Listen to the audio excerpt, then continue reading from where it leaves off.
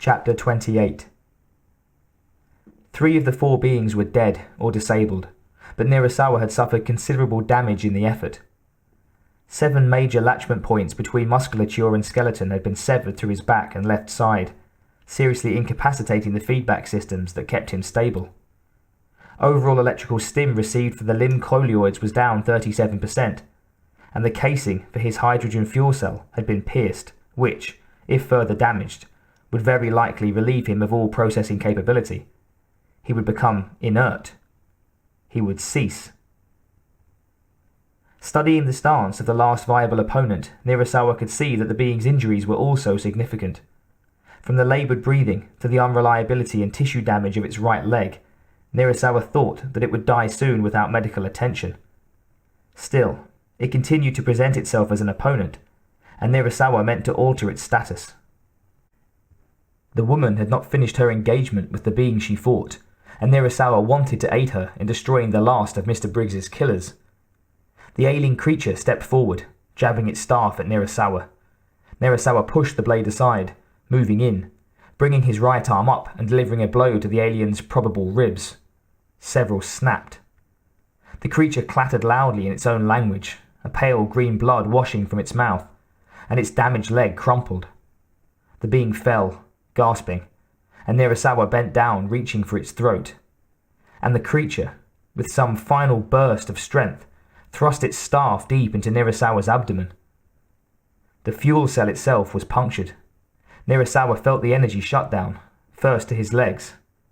He collapsed on top of the gasping creature, driving his right elbow into its neck, hearing the wet collapse of its airway.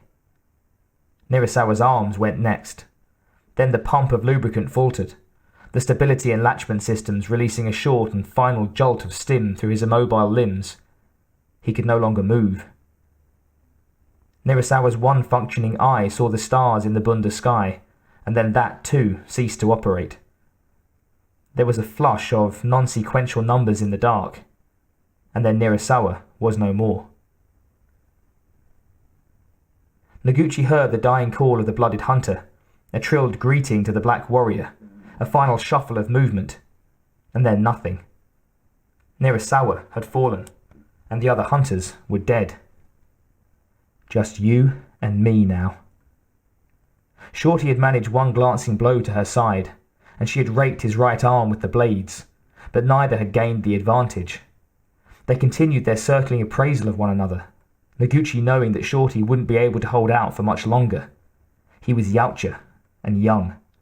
She'd seen Blooded maintain a defense, but Shorty would eventually feel that he was cowardly for not attacking. She was betting on it. And if you're wrong, this could go on, and other hunters will come, and your victory will mean nothing. Noguchi felt the seconds tick by like minutes, her every muscle tensed, watchful for his next move. He hadn't responded to further taunting. She'd called him small and weak. She'd stumbled through a few proverbs about having no honour. If she could just find something that would reignite his fury, push him into another reckless act. Think. The names he'd called her in the past, the things he'd said in the hope of hurting her. Woman, human, alien. Nothing there. Nothing that had come across as more than a mild slight. Except, he thought they were horrible slurs, the very worst he could come up with. She had it. Noguchi knew what to say. She ran through the words in her head, preparing herself for his assault as she decided on her counter-strike. Chita de, umandi, Noguchi said. Ludedete, datudi kale. Shorty flew at her as the last word left her mouth, his face shocked and sick with rage, his blades swinging wildly. Noguchi was already in motion, leaping away from the pitiful strike, jumping, and landing a solid kick to the side of his right knee, where she'd kicked him in their match on the shell, where he'd still be hurting. Shorty howled, falling to the ground, instantly pushing himself off and coming for her. And she slashed, the diamond-sharp wrist blades melting through his forearm. Blood spouted up as the right hand folded, hanging from cut bone and sliced flesh by the wet sinewy tendons, the only thing still connecting his claws to his arm. Shorty screamed again, in agony, grabbing at the pounding flow from his wrist and stumbling at her, unable to comprehend that he'd lost. "You're not Hunter!" Noguchi shouted, as she sidestepped his clumsy attempt, not caring if he understood. "I am, and I'm better at it than any of you arrogant, bullying children!" Shorty crashed into the dust, still hugging his useless arm, trilling in pain and denial. Noguchi stood over him, feeling the beat of her human heart, realizing how much time she'd wasted caring about what the hunters believed, and understanding that she was free from them, that her human spirit had conquered, with the help of a few carefully chosen words. She told Shorty that he loved human women, and that he obviously wanted to father her children. How wonderful that it was his own conceit and intolerance that had cost him the battle. How typical. How very Yautja. Noguchi stared down at the suffering hunter for a moment longer, then knelt by him, staring into his spiteful, hurting face. "Human," he spat, and Noguchi nodded, not at all surprised that he could speak the word clearly. "That's right," she said, and plunged her wrist blades into his throat. She watched his eyes, watched the spark of life leaving them, feeling only triumph. A moment later, he was dead. Noguchi stood up, flicking the hot blood from her blades and retracting them, looking around at the body-littered clearing. Nirasawa was gone, ruined, but he'd managed to take out 4 hunters first. 3 had been unblooded, but the 4th had surely been a challenge, the etched star shape on his brow marking him warrior. Noguchi reached up and touched her own mark, thinking of Broken Tusk, wondering if he would have approved of the things she'd done. She was still proud to wear his symbol, and thought that he would have understood. But it occurred to her that it didn't particularly matter whether or not he would have supported her actions. He wasn't there, and as trite as it seemed, she knew that it was her opinion and hers alone that mattered. It had always been that way, but she'd forgotten for a while. Naguchi turned away, looking for her burner. She had a ship to catch. Lara heard the bugs coming through the jungle, and her heart sank. So close, they had to be less than half a kilometre from the hunter transport, and she simply didn't know how much longer she could go on. Max was faltering, his steps slowing, and Jess had tripped and fallen twice since their encounter with the hunters.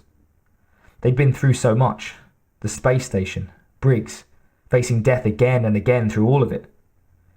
And Jess is about to collapse, and Ellis could very well die any moment, and I'm so tired. Lara gritted her teeth, forcing the thoughts away. They were close, and she'd faced bugs before. It was still very dark, although it had to be early morning by now. But drones made more than enough noise to target. She was down to her last few rounds, but she was a good shot. She knew she could make them count. Ellis may not be able to help, but Jess will still hang on. Whether or not he could aim very well anymore wasn't something she wanted to consider, but she stepped closer to him, both of them standing close to Max. If he couldn't do it, she'd take the burner when she ran out of bullets. They were getting closer, at least 10, 15 of them, the sounds of their approach violent and wild, trees snapping, their chittering shrieks growing louder. 10 o'clock, Jess said, and Lara nodded. And then Ellis spoke, his shaky voice quiet and small. "Stay back. We kill," he said, and Max's arms both locked forward, Briggs's body sliding to the ground in a heap. Before Lara could consider the implications of "we," the first drone tore into the open, 10 meters away, and Max took one step forward and became death, the world catching fire at his touch. Max Ellis saw the first break cover and opened up, no longer certain of the best kill method, no longer able to mark an exact distance. They fired everything, deciding in waves of red and black awareness that a solid curtain of defense would probably work. Flame erupted from Max Ellis's right hand, a stream of naphtha that stretched to meet the XT, its bounding form halting, screaming, turning in circles as its fluids heated and expanded. Its exoskeleton burst, and Max Ellis was already working the next moving forms, finding them, sending heap and incendiary grenades into the midst of the tumbling bodies. We kill, and 13 more. Part of Max Ellis had been injured by heat, when there had still been a separation. The fusion had been necessary for the good of the whole, although elements of both halves had been lost.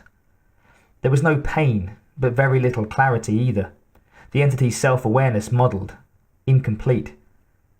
Max Ellis did not think of this as they sent 2 full cartridges of rounds into the jungle, 200 armor piercers that tore through legs and arms, mists of drone blood flying, exo-shrapnel from the exploding bodies slamming into other bodies.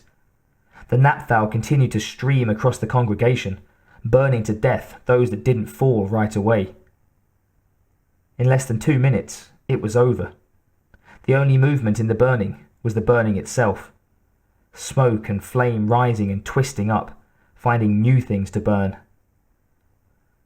The Lara and Jess were speaking, but Max Ellis's capacity for speech was extremely limited. Their understanding of language reduced to fundamentals. We go now. Assigned parcel? The body. Max Ellis turned and picked it up, doing as little damage as they could to the fragile flesh. Then they turned and moved ahead, in the direction they had been going since before the meld. In a matter of moments, they had reached their destination.